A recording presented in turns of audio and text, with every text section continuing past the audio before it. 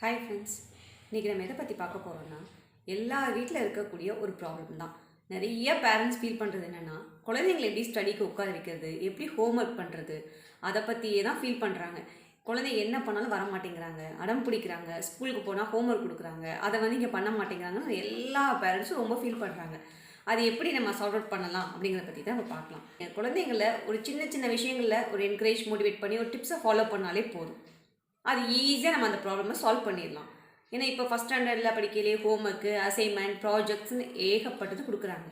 குழந்தைங்களுக்கு கஷ்டமாக இருக்கிற நம்ம இழுத்து உட்கார வச்சு படிக்கிறதே எல்லாருக்கும் பெரிய கஷ்டமாக ஃபீல் பண்ணுறோம். ரொம்ப ஈஸியாக சின்ன சின்ன டிப்ஸை ஃபாலோ பண்ணாலே குழந்தைங்கள நம்ம ஈஸியாக ஹோம்ஒர்க்ஸ்லேருந்து எல்லா ஆக்டிவிட்டீஸும் பண்ண வச்சிடலாம்.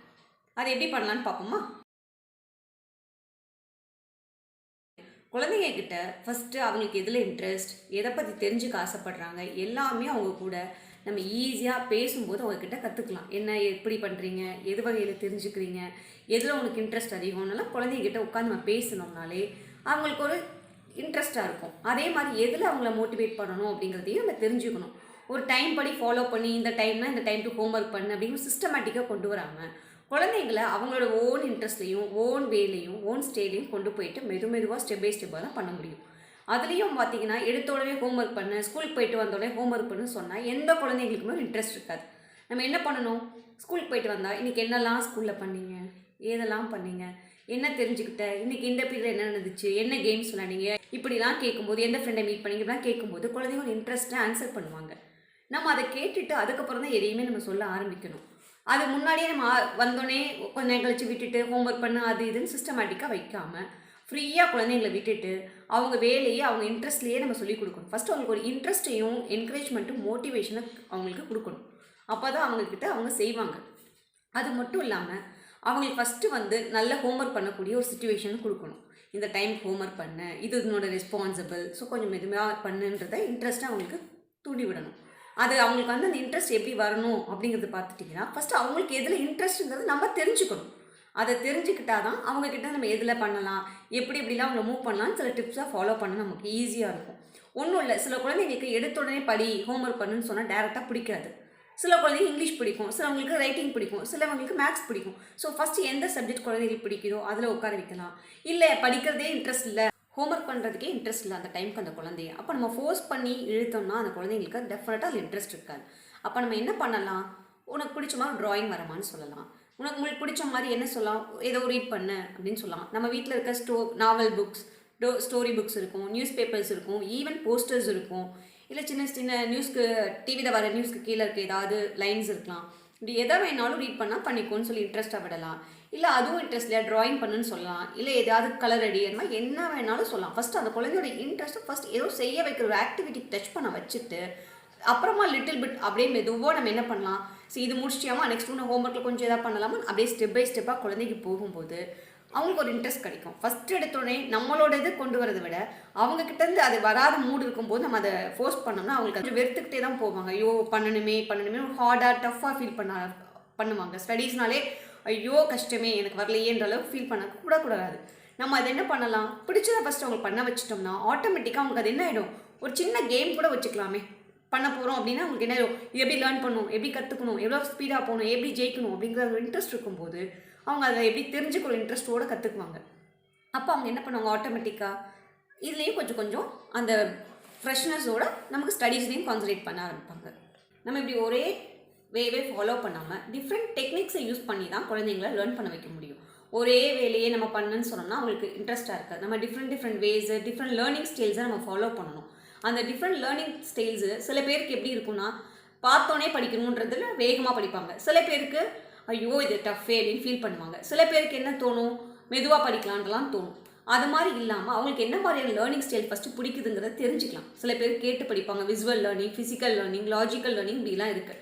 ஸோ அவங்களுக்கு என்ன மாதிரியான லேர்னிங் பிடிக்குதுங்கிறது தெரிஞ்சுக்கிறதுக்காக நம்ம என்ன பண்ண சொல்லலாம், லிசன் பண்ண சொல்லலாம், இல்லை என்ன பண்ணலாம், ரீட் பண்ண சொல்லலாம், இல்லை ஒரு ரைட் பண்ணி ஏதோ உங்களுக்கு பிடிச்சது அப்படின்னு ஃபஸ்ட்டு அவங்களோட இன்ட்ரெஸ்ட்டுக்கு நமக்கு கொடுக்கணும்.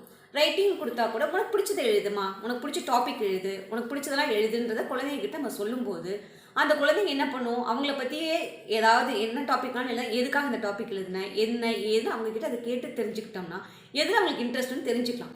எப்பயுமே குழந்தைங்கள ஒரு பாசிட்டிவ் வேயில் தான் நம்ம கூட்டிகிட்டு போகணும்.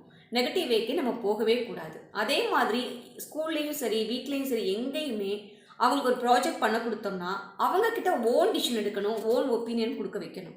என்னென்னா என்ன மாதிரியானது ஒன்றும் இல்லை, ரைட்டிங் ப்ராஜெக்ட் கொடுக்குறோம் இல்லை ஏதாவது ஒரு ஆக்டிவிட்டி ப்ராஜெக்ட் கொடுக்குறோம்னா அவங்களே அந்த டாபிக் எடுக்கிற மாதிரியோ இல்லை என்ன மாதிரியான ஆக்டிவிட்டி நீ பண்ண போகிற அப்படிங்கிறதையும் அவங்கக்கிட்டேயே கொடுத்துடணும். அப்போ அவங்களே என்ன மாதிரி எடுக்கிறாங்க என்ன மாதிரி பண்ணுறாங்கன்றது அவங்களுக்கு ஈஸியாக இருக்கும். நம்ம எப்பயுமே எதை ஃபாலோ பண்ணணும்னா எந்த ஒரு சைல்டோடையும் ஸ்ட்ரென்த்தை தான் ஃபாலோ பண்ணணும், வீக்னஸை ஃபாலோ பண்ணவே கூடாது. ஸ்ட்ரென்த்தை ஃபாலோ பண்ணி என்கரேஜ் பண்ணி ஒரு மோட்டிவேஷன் பண்ணிக்கிட்டே இருந்தோம்னா அவங்களுக்கு ஆட்டோமேட்டிக்காக வந்துடும். நீங்கள் வீக்னஸ் இப்போ இருக்கிறத போய் நீங்கள் மறுபடியும் அதை பண்ணுன்னு குழந்தைகிட்ட சொன்னீங்கன்னா அவங்களுக்கு அது வீக்னஸ் வந்து இன்னும் அது வெறுப்பை தான் கொடுக்கும். ஏன்னா அதில் அவங்க வீக்காக இருக்காங்க. அதையே நீங்கள் திருப்பியும் வந்து சொல்லும்போது அவங்களால அதை எடுத்துக்க முடியாது. நம்ம அவங்களோட ஸ்ட்ரென்த் எது விளையாட்டில் இருக்குது, வீக்னஸ் எது ஸ்டடீஸில் இருக்குது. நீங்கள் என்ன நினைப்பீங்க, ஆஹா ஸ்டடீஸ் நமக்கு வரணுமே, அதுதான் மார்க்கு, அதுதான் லைஃப்ன்றதை நீங்கள் என்ன பண்ணுவீங்க, வா வா வான்னு குழந்தைங்களை புஷ் பண்ணும்போது டெஃபினட்டாக குழந்தைங்க இன்னும் வீக்காக தான் போவாங்க. அதில் அவங்களுக்கு எதிர்மறையாக தான் செயல்படுற மாதிரி இருக்கும், நேர்மறையாக இருக்காது. என்றைக்குமே ஸ்ட்ரென்த்தை தூக்கி பார்த்து அவங்கள அந்த வேலை போனீங்கன்னா நேர்மறையாக போகலாம். எதிர்மறையாக பார்த்து வீக்னஸை பார்த்து வா நீ படித்தாதான் படிக்கணும்னு சொல்லி அந்த குழந்தைங்க சொல்லும்போது இன்னும் அவங்களுக்கு அது வெறுப்பை தான் கொடுக்குமே தவிர அதில் அவங்க வரவே மாட்டாங்க. எப்பயுமே நேர்மறை எண்ணங்களை தூண்டி விட்டிங்கன்னா எதிர்மறை எண்ணங்கள் தானாக மறைந்து அதையும் நேர்மறையாக மாற்றக்கூடியது அவங்களுக்கு இருக்குது. அதனால தான் அவங்க வீக்னஸ் எப்பயுமே பார்க்காது. என் குழந்தை படிக்கலை, விளையாட்டில் தான் ஆர்வம் இருக்குன்னா பரவாயில்லை, அதுலேயும் தப்பு இல்லை. விளையாட்டுங்கிறது விளையாட்டு வழி கல்வின்னு நம்ம இன்றைக்கி சொல்லவே வேண்டாம். விளையாட்டு மூலமாக படிக்கிறது இன்றைக்கி நேற்று இல்லை, பல காலமாக நெடுங்காலமாக ஃபாலோ பண்ணியிருக்காங்க. நம்ம பொறுமையாக இருந்து என்ன பண்ணலாம், கேமில் இருக்க குழந்தைய ஸ்டடீஸ்க்கு வரும்போது எடுத்தோடனே கூப்பிட்டா குழந்தைங்க வராது.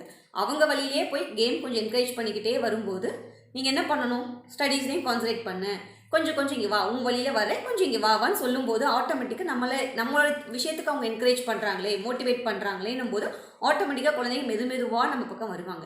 ஒன்றும் இல்லை, ஒரு 50 மார்க்ஸ் தான் எடுக்கிறாங்க அப்படின்னா 40 மார்க்ஸ் இல்லை 50 மார்க்ஸ் தான் எடுக்கிறாங்களே, ஆவரேஜாக பார்டரில் தான் பாஸ் பண்ணுறாங்க அப்படின்னு வச்சா கூட நீங்கள் எதுவுமே பண்ணாதீங்க. லாஸ்ட்டாக என்ன பண்ணுங்கள், இதே கொஞ்சம் என்கரேஜ் பண்ணுங்கள். இந்த தடவை இதை எடுத்திருக்கியா, வெரி குட், நெக்ஸ்ட் டே இதை விட இன்னும் ஒரு 5 மார்க்ஸ் கூட எடு, 40 எடுத்து நீ 45க்கு ட்ரை பண்ணு அப்படின்னு குழந்தைகளை என்கரேஜ் பண்ணணும். அந்த நேரத்தில் அவங்களோட பாசிட்டிவ் ஸ்ட்ரென்த் எதுன்னு தெரிஞ்சு அந்த வழியிலேயே ஃபாலோ பண்ணணும். இதை லிட்டில் பிட்டாக நீங்கள் இழுத்துட்டே வரும்போது ஆட்டோமேட்டிக்காக நம்மக்கிட்ட வருவாங்க. எடுத்த உடனே வான்ஸ்னால் வராது. அதுலேயும் சின்ன ஏஜ்லேயே நம்ம சொல்லிக் கொடுக்கணும். 3 இயர்ஸ் ப்ளஸில் வரைக்கிலேயே ஸ்டெப் பை ஸ்டெப்பாக சொல்லிக் கொடுக்கணும். எப்படி நம்ம ஒரு கார் ஓட்டுறோம் இல்லை ஒரு வண்டி ஓட்டும் போது நம்ம கையில் தானே கண்ட்ரோல் இருக்குது, பிரேக் போடுறது இதுலேருந்து எல்லா கண்ட்ரோலுமே நம்ம கையில் இருக்க மாதிரி குழந்தைகிட்ட என்ன சொல்லணும்னா ஸ்டடீஸும் உங்கள் கண்ட்ரோலில் இருக்குது அப்படிங்கிற மாதிரி சொல்லும்போது ஸ்கூலுக்கு போயிட்டு வர இது உன்னோடது அப்படின்னு சொல்லி மெதுவாக அவங்க கண்ட்ரோலில் விடணும். அவங்கக்கிட்டே தான் இருக்குங்கிறது, அவங்க கண்ட்ரோலில் தான் என் ஸ்டடீஸ் இருக்குங்கிற மாதிரி கொண்டு வர வச்சிங்கன்னா அவங்களே என்ன பண்ணுவாங்க, ஸ்டெப் பை ஸ்டெப்பாக அதை ஃபாலோ பண்ணுவாங்க. அதனால் ஸ்ட்ரென்த்தை என்றைக்குமே குழந்தைங்களோட எதில் நல்ல ஸ்ட்ராங்காக ஸ்ட்ரென்த்தாக எதில் இன்ட்ரெஸ்ட்டாக ஈகராக இருக்காங்களோ அதை என்கரேஜ் பண்ணிகிட்டே வாங்க. வீக்னஸை நீங்கள் கவலைப்படாதீங்க, பொறுமையாக இருந்து நிதானமாக அதை சால்வ் பண்ணணும்னா ஸ்ட்ரென்த்து என்றைக்கு நீங்கள் தூக்கிட்டே வரீங்களோ ஆட்டோமேட்டிக்காக வீக்னஸ் சால்வ் ஆகிட்டே போகும். அது என்றைக்குமே நேர்மறையான எண்ணங்களை நேர்மறையாக ஃபாலோ பண்ணுங்கள். எதிர்மறை எண்ணங்களை கொடுத்தீங்கன்னா மறுபடியும் அவங்க வீக்னஸ்ஸு அவங்களுக்கு வீக்காக தான் போகும், அது நல்ல ரிசல்ட் நமக்கு கிடைக்காது. அவங்களோட சின்ன விஷயம் ஒன்றும் இல்லை, ஒரு சின்ன ட்ராயிங் வரைஞ்சிருக்காங்களா நல்லா கிளாப் பண்ணுங்கள், என்கரேஜ் பண்ணுங்கள். அந்த மாதிரிலாம் ரீட் பண்ணுறீங்களா, நல்லா ரீட் பண்ணி ஒரு என்கரேஜ் பண்ணுங்கள். இதில் தான் போகணும்னு இல்லை, எல்லாருக்கும் எல்லா ஃபீல்டும் வராது, டிஃப்ரெண்ட் ஸ்டைல் ஆஃப் லேர்னிங் இருக்கும். அந்த வேர்ல்டு அவங்கள ஃபாலோ பண்ணுறதுக்காக நீங்கள் நல்லா ஃப்ரீயாக விட்டிங்கனாலே அவங்க பண்ணுவாங்க. ஸ்ட்ரென்த் அன்றைக்கும் என்கரேஜ் பண்ணுங்கள்.